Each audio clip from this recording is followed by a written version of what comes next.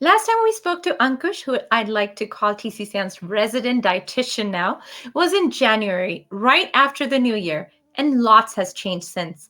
Spring is around the corner, and summer would soon follow. Thank goodness. I'm so ready for it. We're coming out of hibernation, both because of the weather and because the COVID vaccination programs are now underway in full swing all across Canada. Again, thank goodness. How has our relationship with food changed over the course of this pandemic? What does a relationship with food mean anyway? Let's talk to Ankush and find out.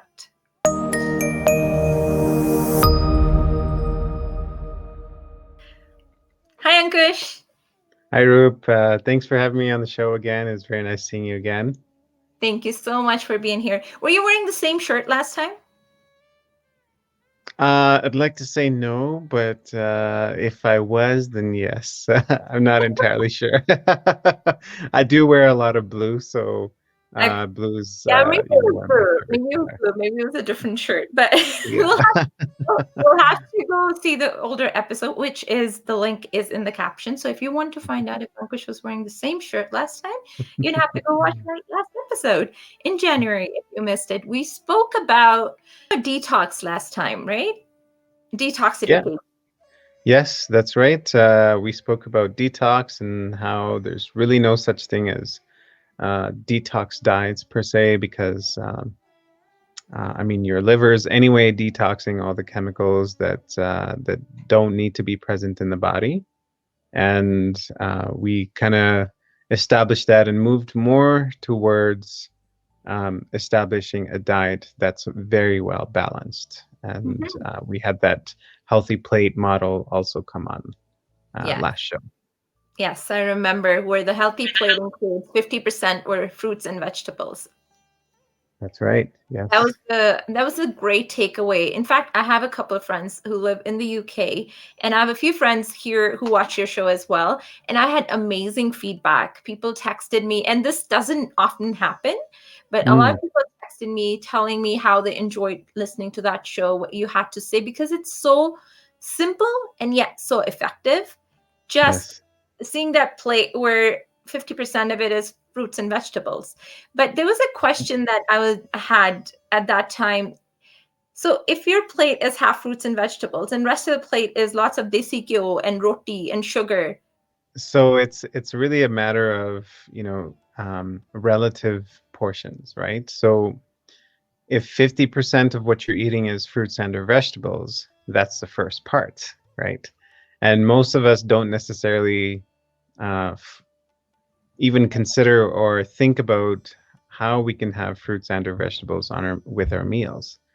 So that's why I had mentioned that as a primary focus, because that's an aspect that not like I think there's a significant portion of people that don't even think about that aspect. And then once you start to have that 50% fruits and or vegetables, then yeah, you can overdo it and have just the protein side or just the carb side, right? So at least when we're consuming that 50%, we've taken care of uh, half of what we consider as healthy eating, right? Then the other half is also something to consider. So I can't get away with desi ghyo and rotis and parathas if I'm eating half vegetables. Everything in its limits is perfect, right? Yeah, Um, that was one of the biggest takeaways from last conversation too is balance, balance, balance. How do you that's right. maintain that balance? And you briefly touched on relationship with food. Like I mentioned my Hmm. introduction, if we put that conversation to the current context when we are coming out of this pandemic, well, hopefully we're coming out of this pandemic soon, but we are coming out of our houses because the weather is getting nicer. We are getting out. We are getting more active. But over the last 3 or 4 months, the activity was a lot lower, especially for someone like me who likes to go out for walks, who likes to go to the gym, but the gym was closed and I don't like the cold. So I was stuck in Hmm. the home. There's only so much you can do walking around the house. So I did not get in the activity level I normally would Right. on a given day when I'm not locked up in the house. So things changed quite drastically for a lot of us over the pandemic. As a dietitian, what have you seen? What have you experienced? How have people's relationship with food evolved during this time? So first of all, I'd like to touch base on what does relationship with food essentially mean? So when we say relationship, we think about relationship that we have with people, with our brothers, sisters, sons, daughters, husband. That's when we talk about relationship. That's what it comes to mind. Um, but when we think about relationship with food, then there is some level of confusion. Like, well, how do I have a relationship with food? I just eat it, and that's it. I like it. I eat it, and end of story, right? So, relationship with food essentially means how are you interpreting food to be? So, what I mean by that is we all have these conceptions about different kinds of food. Chocolate, oh, perfect. Burgers and fries, oh, bad food, right? Chole bhature and samosa, chaat, oh, yes, really nice, pleasurable food, but bad food to have because we can't have it every single day, right? So when we talk about relationship with food, how are you interacting with food is what the important part is, right? So yeah, that's what it means for the relationship. But now, why are we considering food good, bad, healthy, not healthy, tasty, So these are all the questions that people often tend to get confused about. And in reality, food is very complex, right? Food means that there's a certain emotion associated with it. There's a certain memory associated with it, right? When we go to have chat, it's always bringing back memories with being with friends and having a good time, right? Um, and on a more objective level, food also means that it's feeding the body. It's giving the body the nutrients that it needs to have to be able to sustain your own life. So, so when we think about food, we mainly think about how good the food tastes and what the food means to you in a social context, or food as a way to cope with certain life circumstances that you're going through, right? So, considering all these things that happen in our life, food is a very central point. Food is essentially something that, if you go a whole day of fasting, then you realize what the importance of food is. So it's a very, very important part of our life, and sometimes what we interpret food as is something that can determine how we're eating it and how we're treating it, right? Or it can even determine the decisions of what we're eating as well, right? So, yeah, that's it's a very important topic that I'm glad that you brought up, and it did come up a little bit before, but yeah, this is a perfect time to expand on that. Yeah. So, like I said, in pandemic, what are the changes that you think you've seen, or has anything changed? hmm Yeah, so I mean, there's been a variation of people's lives changing. So some people find the pandemic has been a great, great blessing in their life. They've had more free time. They're able to cook more. They're able to pay attention to their own health. Others, there's people who have never been this busy in their life.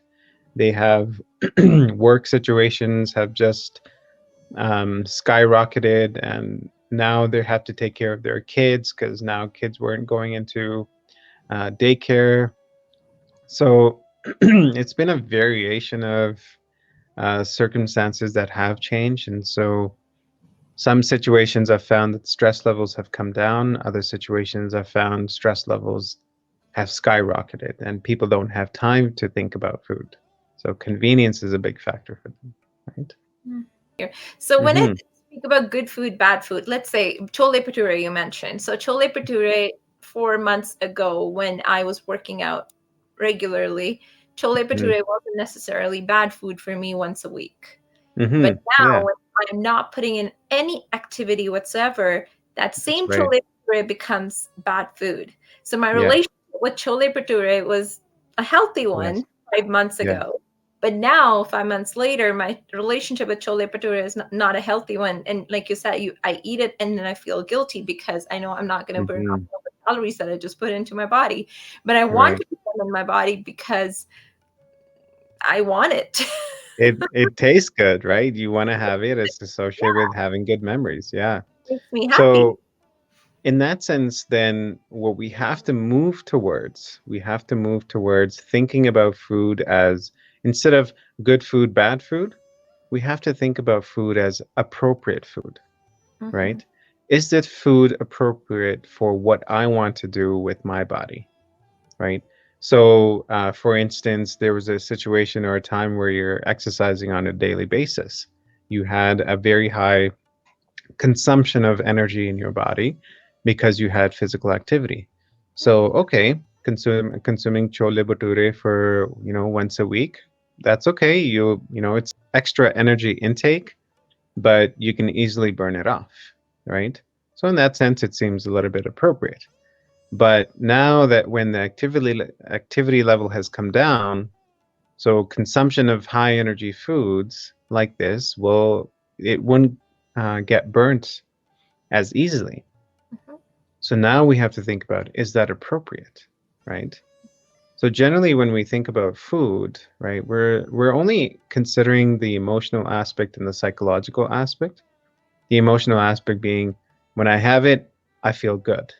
And then the psychological aspect is, this food is amazing and I've had so many memories of this, and this is the most wonderful food I've ever had, right? But what we don't consider is the physiological aspect. How is your body responding to the food? So if you have chole bhature every single day, I think your body may tell you that it's time for different food. Well, Right? absolutely, absolutely. Personally, for me, I can only speak for myself and my body. I can't generalize because that's not my specialty Mm-hmm. at all. I can speak for myself and tell you that my body does tell me what to eat, what not to eat. It's Mm-hmm. just a matter of listening to it. That's And I exactly it. think over the years, we condition ourselves not to listen to it. But if Mm-hmm. we Mm-hmm. are aware of our body and if we are aware of what it's trying to tell us, we Yes. usually know um, That's how much is good and how much is not. If we're overeating or if we're overdoing it, your body tells you, gives you yes. signals in ways that you can understand. So I Mm-hmm. think each one of us can kind of tap into that. But how do we tap into that? Like how do we Mm-hmm. condition ourselves to go back to that stage? I think children's babies, uh, they are able to do that. They're able to Very tell easily. you, yes, they're able to tell you when they don't want any more food or when they're hungry. They'll cry for it, and when they're done, they stop, and you cannot Yes. force feed them. So Yes. where do we lose that? And how do we, if we have lost it, how do we regain that ability? Mm-hmm. Mm-hmm. Well, I mean, in a lot of ways, with babies, they have a natural instinct. Their conscious brain hasn't necessarily developed at that point in stage.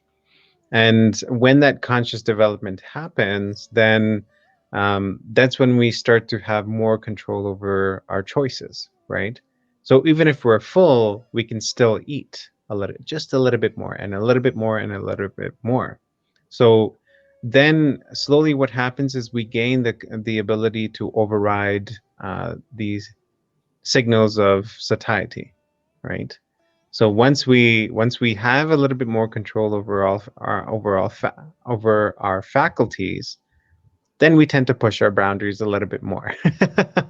so so and this is a choice that everyone can make, right? That's the great thing about food, is that we are in control. We are making choices on a daily basis.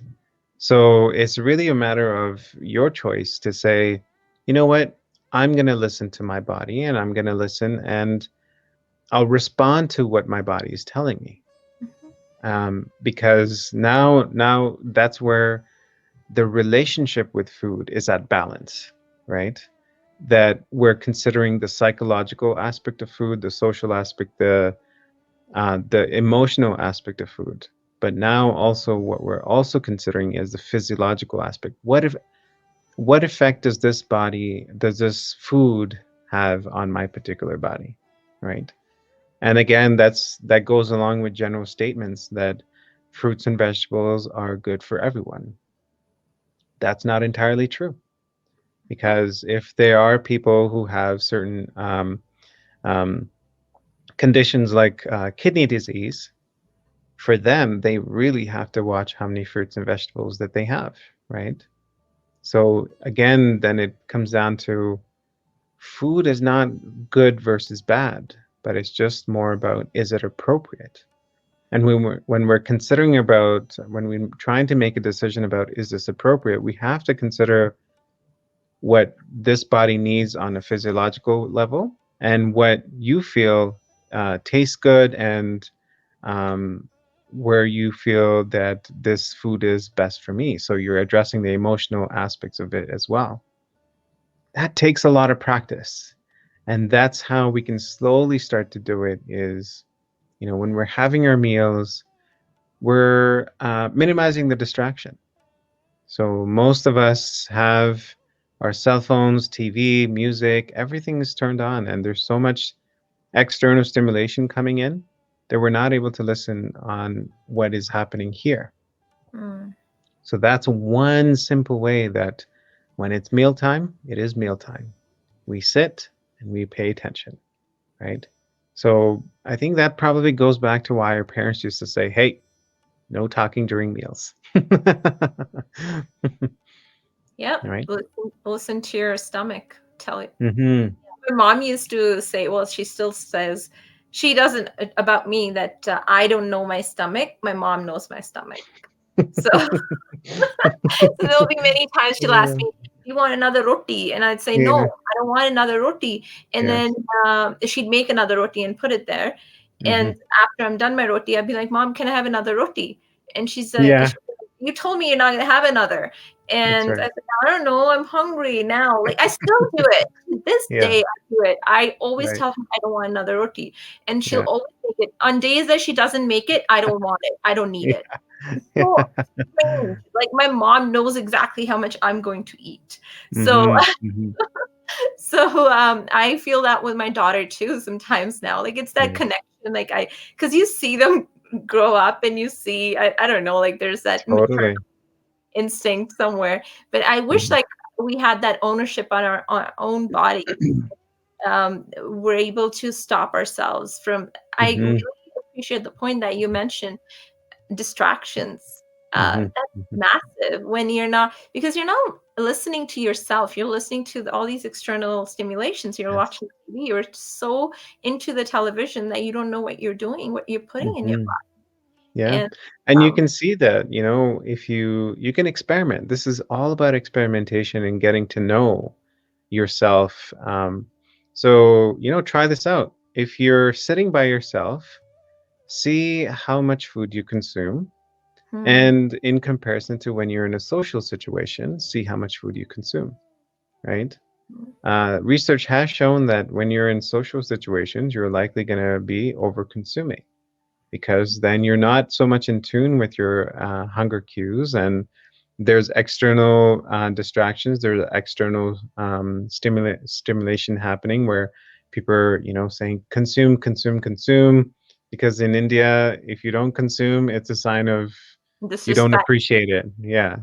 Yeah. Right. So that's very important to start to be able to develop that relationship with food. So what that relationship really means is you getting in tune with this body first. Then you'll be able to see that, oh, my body's telling me something that this food is appropriate for me at this time and this food is not, right? So That's something to develop, and it takes lots of practice. Yeah, my last question to wrap this up is, Hmm.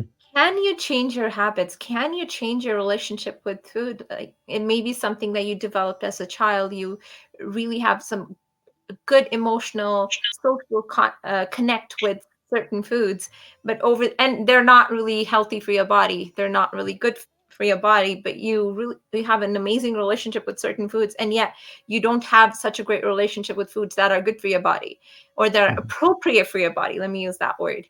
So Hmm. can you retrain your body? Can you retrain your mind, and how? Yes. So, most of us generally understand food on a more intellectual level, right? And again, this comes with good food, bad food, right? But as soon as we start to experience food, then anybody can tell me anything. I can have any form of habit, right? And I'm going to use an extreme example here. So, somebody told you that red wine is really good for you, and you're having red wine on a daily basis, and it has some heart healthy benefits. But one day you go to a party and you had an excessive amount of red wine. You had 2 bottles of red wine, right? And that's when you started throwing up, vomiting, and you had to go to the hospital to get that alcohol out of your system. So, do you have any motivation to consume that amount of red wine after that? No, where you had a daily consumption of red wine, and now all of a sudden, when you experienced an overconsumption, then there's an aversion towards, okay, this was not good, right? And it takes some time to learn that. So definitely, even if you do have a habit, experiencing food in your own body, it can definitely override whatever that habit is, right? And it's really, really about not thinking of food on an intellectual level, but more so experiencing it. Because once you start to experience it, not even me as a dietitian can tell you what to eat. You'll naturally know. Yep, you feel it, you do. Hmm. There are many times I keep talking about myself because my body is the only body I probably know better than my Than daughter's. anyone else. Yeah. Unless your mom comes around. I know she knows my body better than I do, Yeah. but yeah, no, there are times, especially when we're out on vacation or we're eating out quite a bit. I Hmm. don't after like a couple of days, I don't want to eat the foods that are out, in a restaurant. I just you said you get turned off. Like it's just I don't know. I can't explain the feeling. It's not even that my stomach's not even feeling bad. Like it's not I'm not physically feeling bad, but it's just Right. mentally. It's just I know that my body says no. I don't want to eat another burger. I don't want to eat Hmm. that anymore. I all I want is Yeah. gajar di sabzi, or I just want some That's it. Yeah. Some simple dal roti, something dal that'll roti is all just, I want. Yeah, yes, yeah. that's So right. your body That's starts right. telling you that. And then Yeah, you come home and you eat your dal roti and you feel so much at ease. that's And exactly it. Yeah. yeah. Hey, It, you know what? Some of the more traditional recipes, I think our forefathers have figured them out. So mhm. they've done the research, and all we have to do is enjoy the benefits of the research. And add our spin to it as we go That's along. right. That's right. More masala. More masala too. Well, thank you so much for your time. Really appreciate it. Group, Open it's up a lot. always a pleasure to be on. It's so much fun to talk about these things and provide a little bit more clarity to whoever is wishing for that information. I thought you were going to say it's always so much fun to talk to you, but that's okay. I mean, that's also part of it too, right? It's more so for the people that makes it worth it, but you're also a person too. All right. Well, thank you so much. You have a wonderful night and we'll talk Thanks so soon. much, Rube. Yeah, All there's a right. lot of Take topics care. that I have in mind. I want to talk about different diets. I want the popular diets. I want to talk about just what you just recently mentioned, Hmm. the ability to digest the food.